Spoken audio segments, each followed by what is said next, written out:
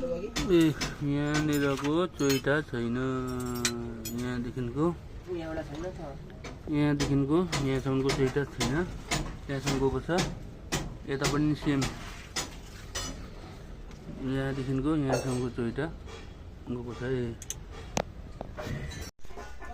लु तपाईँहरूको यहाँ गाडीको लगभग काम सकियो। त्यसरी यसरी पेजिङ भएको छ। यहाँ परसम्म हालेको छ। यता पनि सेम यहाँ परसम्म यहाँसम्म क्रसमा छेउमासम्म हालेको छ। क्रसमा रिपेयर गर्दैछ। अनि अब पहिले क्लियर तेजिस थियो भने तपाईँहरूको अहिले यहाँ 1 लेयर 2 लेयर 3 लेयर भनिरहेको छ।